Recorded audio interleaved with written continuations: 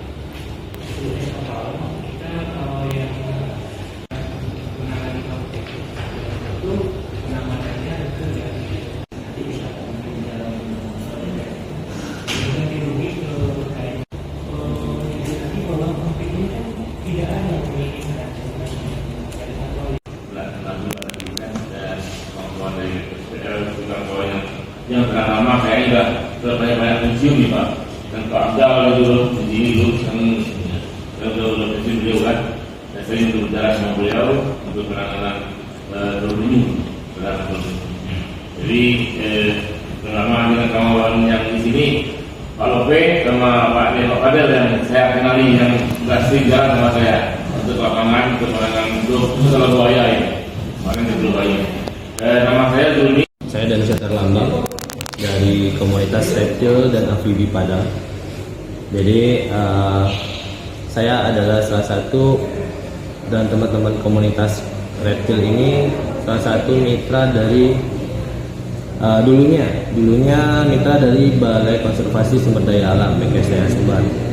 Jadi kita juga membantu teman-teman BKSDA untuk evakuasi satwa reptil.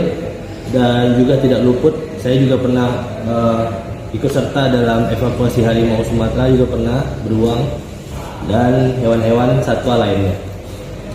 Jadi untuk di sini saya ingin menjelaskan untuk edukasi dan yaitu kita bisa lihat sama-sama untuk di 2023 hingga 2024 untuk kasus buaya muara itu meningkat di wilayah Sumatera tentunya. Nah, faktor pemicu dari satwa buaya tersebut keluar dan muncul di pemukiman masyarakat. Hewan liar yang harusnya dihormati dan dipahami sih. Dan hasilnya akan memberikan pengetahuan mendalam tentang cara menangani dan menangkap buaya muara dengan aman dan efektif. Dan tadi sudah dijelaskan juga sama Bapak-Bapak BKSDA untuk segala sesuatunya yang berhubungan dengan hukum, dengan undang-undang yang melindungi satwa liar tersebut. Nah, di sini Jano juga dapat suatu perbincangan juga nih sama Bang Fadel. Ada teman-teman yang di Riau kena gigit kemarinnya, dan di sini Jano juga untuk menjelaskan beberapa juga nanti akan ada sedikit peragaan. Jadi kita nggak pakai buaya asli sih, karena tidak ada ya Bang Fadel ya. Kita sudah upaya untuk mencari. Jadi mudah-mudahan ini bermanfaat buat teman-teman di lapangan. Dan untuk teman-teman yang dari provinsi di luar Sumbar, nanti Danu bisa bantu rekomendatin teman-teman yang ingin bermitra nantinya jika teman-teman BPSPL provinsi tersebut mengenankan mereka untuk bergabung atau ikut serta membantu dalam evakuasi buaya muara. Next Kak. Yang kedua. Oke, pendahuluan pentingnya edukasi penanganan buaya. kesadaran dan pengetahuan, yaitu meningkatkan kesadaran masyarakat tentang perilaku dan habitat buaya muara. Kita harus mengenal dulu yang dijelaskan sama Abang Budi. Itu jam 11 malam, hujan deras. Kegiatan tol Padang Cincin. Itu pekerja di sana dikejutkan oleh buaya yang menyerang dari tepian jalan tolnya. Jadi pekerja itu kan ada jalan untuk setapak untuk motor ya Pak, di bagian tepi jalan tol. Itu buaya tuh tiba-tiba nyerang aja dari rawa ke si pekerja tersebut. Jadi udah ditangkap sama pekerja, dan babin atau keamanan mereka yaitu dia memakai dari TNI juga, Bapak itu Padang Pariaman, mengadunya ke damkar. Jadi mengadunya ke damkar, dan udah koordinasi sama teman-teman PKSDA. Nah, yang sangat disayangkan di sini yaitu jadwalnya waktu weekend atau waktu teman-teman lagi istirahat atau lagi berkumpul dengan keluarga, dan kebetulan di sana hanya ada damkar dan mereka minta tolong, dan kita tangkap, udah kita evakuasi, dan teman-teman BKSDA suruh mengamankan dulu di pos 3 Kota Tangah Damkar Kota Padang. Jadi di sana ada kolam juga tuh Pak, kolam cukup gede. Jadi kita amanin di sana. Jadi langkah-langkah untuk penangkapan buaya ini yaitu persiapan dengan yang peralatan yang dan sebut tadi, ada tali menali dan beberapa pipa yang untuk menjaga jarak ya. Jadi kita seperti pipa plastik atau paralon, kita bisa memakai itu untuk menjaga jarak antara petugas dengan satwa liar tersebut. Dan kita sambil melihat perilaku dari si buaya tersebut. Dan penangkapan menggunakan peralatan yang tepat seperti jaring besar dan ahli tenaga profesional. Nah, untuk penangkapan dan biasanya memakai kain yang sudah dibasahi untuk menutup bagian area mata. Karena untuk buaya tersebut ketika mata mereka sudah tertutup, mereka akan sedikit nyaman dan tidak akan ada serangan mendadak. Beda halnya dengan kita memaksa untuk dengan buka mata, tapi kita memaksa untuk mengikat, itu lebih bahaya ketimbang tutup dulu. Jadi ketika sudah tutup, teman-teman yang untuk di bagian kepala, untuk menekan bagian kepala itu tetap tangan teman-teman harus di bagian atas mata mereka. Jadi dia pasti langsung berontak Pak. Jadi pas ketika ada tekanan mereka langsung berontak. Nanti bisa cek juga nanti di ketemu buaya, viralkan dan bunuh. Itu yang harus kita sama-sama edukasi di sini. Dan untuk mencegah konflik adalah pengembangan strategi dan teknik penanganan yang aman untuk menghindari konflik dengan buaya. Penanganan yang aman di sini adalah penanganan yang standar, yang tidak muluk-muluk, yang harus mementingkan beberapa aspek yaitu keselamatan masyarakat, keselamatan petugas, dan keselamatan satwa. 3 itu harus dijaga. Dan mencegah konflik tersebut kita harus tahu untuk di wilayah Pariaman sendiri, dan pernah dengar itu gara-gara banyaknya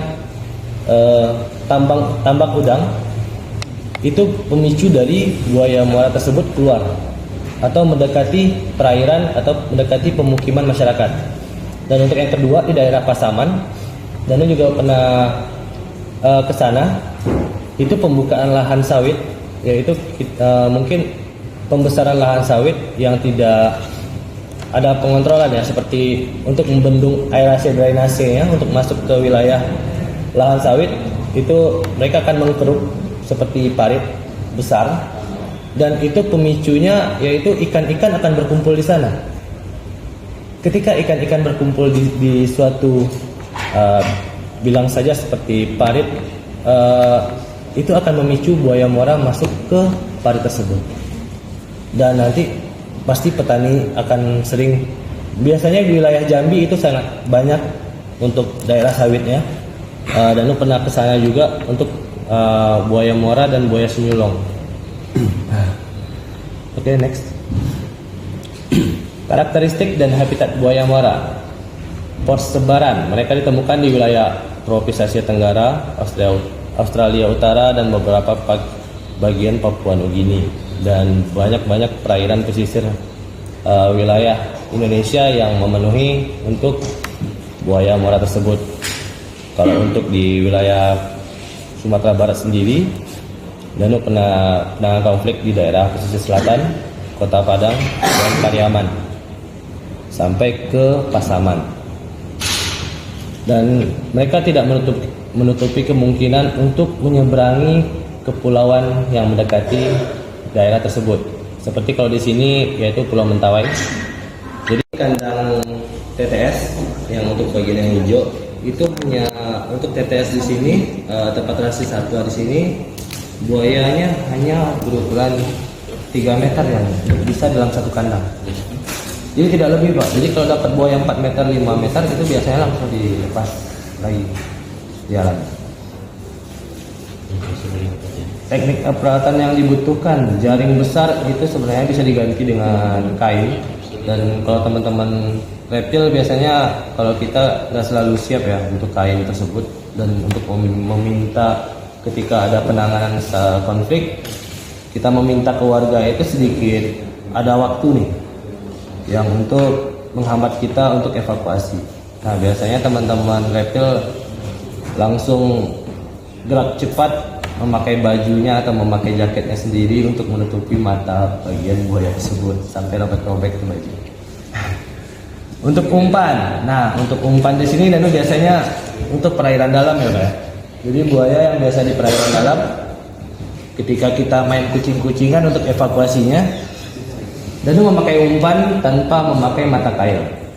Di sini Danu memakai bebek yang cukup ahli untuk berenang, tapi dengan mengikat bagian kapak dari si bebek tersebut.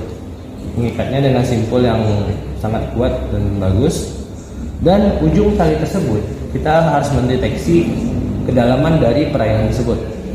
Misalkan dalam sungainya paling dalam itu 5 meter. Nanti kita bisa kasih perapung seperti rigen atau botol-botol yang bisa menandakan keberadaan si buaya tersebut. Di sana lebih yang mencari pasir itu lebih biasa untuk melintas atau bersampingan dengan buaya itu mereka sudah biasa. Jadi mereka tidak merasa terganggu nih. Dan buaya pun tahu itu manusia ya, tapi mereka tidak ada niat untuk menyerang karena mereka bisa hidup berdampingan. Nah, yang sangat lucu di sini, Danu kan suka mancing ya, Pak ya. Danu suka mancing di daerah Simpang Brimob namanya, Pak. Jadi di Simpang Brimob itu setiap malamnya itu ada nelayan ini suka mencari mali di sini, yaitu kepiting bakau yang suka tidur di batang nilam, dan mereka tidak sengaja menemukan anak buaya berukuran 50 cm. Ini buaya diambil nih, Bang, ditangkap sama dia, dipukul, ditangkap sama dia, jadi dibawa pulang. Danu tahunya kronologi tersebut. Besoknya ada 2 sampan atau bapak-bapak sudah berumur lah, Bang, yang biasanya sudah terbiasa dengan buaya di samping mereka atau buaya hanya melintas di samping mereka. Tiba-tiba perahunya itu dibalikkan. Jadi ada 2 perahu yang dibalikkan sama induk buaya tersebut. Tapi setelah adanya kasus tersebut, para pihak-pihak terkait suatu daerah tersebut mengadakan rapat, dan untungnya tidak ada korban di sana. Tapi mereka cari nih, apa pemicu dari buaya ini marah. Nah, usut ternyata ada yang celotok satu. Kemarin anaknya ngambil dia, atau anaknya diambil, ya iyalah marah induknya. Jadi dengan kesadaran masyarakat melepaskan anak buaya tersebut. Meskipun di tempat lain ya, atau di dekat pemukiman mereka anak buaya tersebut, tapi mau tidak mau induknya bakal tahu kalau anaknya sudah dilepas. Dan untuk sampai sekarang tidak ada lagi kasus buaya membalikkan kapal perahu tersebut. Nah, tapi kuat ya, apa? instingnya kuat. Ya, instingnya kuat. Makanya daerah Pasir Jambak dan daerah Lubuk Buaya itu kenapa dibilang Lubuk Buaya? Jadi di sana tuh ada Muaro Takuruang dengan apa sih namanya? Muaro Anai. Tapi mereka itu Muaro Takuruang ini karena dia tidak ada akses untuk air. ternyata di bawahnya itu ada seperti lubuk yang nyangkut ke muara bagian laut. Jadi airnya terpasok terus Pak. Nah si buaya ini lewatnya di bagian bawah itu terus menerus. Kali itu aluminium itu bengkok Pak, gara-gara si buaya. Seperti ini. Kita tarik, kita hantam bagian tangannya, jadi kita bawa ke bagian safety.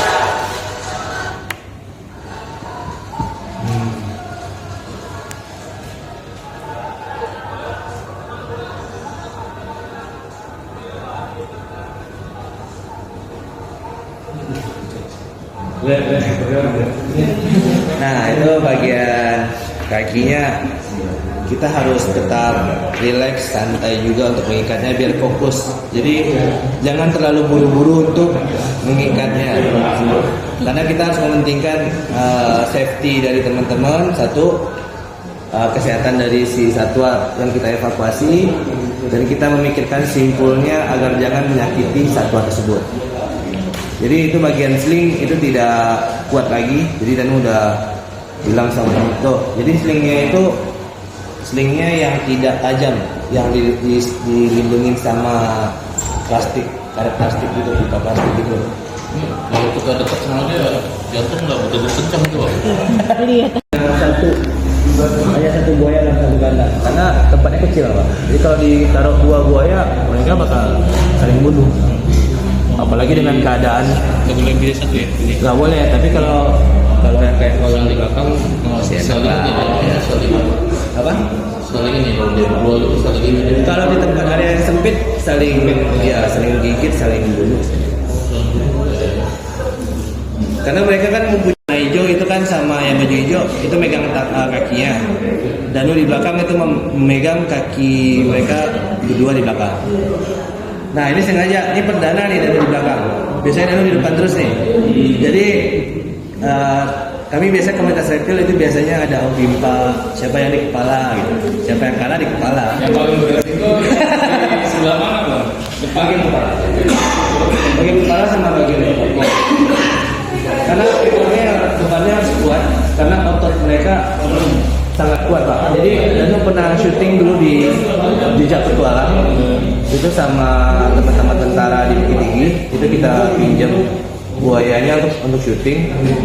Itu kena tampar sama ekornya aja, tentara itu langsung terpakai gigit Pak. Lari tulangnya kena tampar ya. Pak Zulmi megang ekornya. Ya, Pak Zulmi, itu Pak Zulmi diimpit pakai kaki itu, ujung ekor. Karena ujung ekor itu sangat-sangat fatal. Nah, sampai semuanya terikat, jangan coba-coba untuk mengangkat badan. Ya, jadi usahakan. Tapi di sini Danu bilang, jangan terlalu ditekan keras, tapi jangan terlalu longgar. Jadi harus diperhitungin. Jadi ketika mereka ada gerakan langsung di-press. Tapi kalau nggak longgarin lagi. Ini berapa meter? 32, 33. Milahlah untuk mencari teman untuk turun ke lapangan. Jadi jangan dipaksakan. Jadi ketika teman takut jangan dipaksakan. Jangan lu harus gini. Jangan sampai kita yang terjadi terlalu banyak argumen di sana. Karena si satwa tersebut bisa mengetahui tentang emosional tersebut. Mereka bisa membaca dari dalam air pun atau enggak. Karena kita sama-sama tahu, mohon maaf, yang untuk di Islam mungkin kita sama-sama tahu makhluk hidup, tanaman, hewan itu mengerti bahasa manusia. Hanya manusia yang tidak mengerti bahasa mereka. Oke, itu aja. Sekian, terima kasih. Assalamualaikum warahmatullahi wabarakatuh. Waalaikumsalam.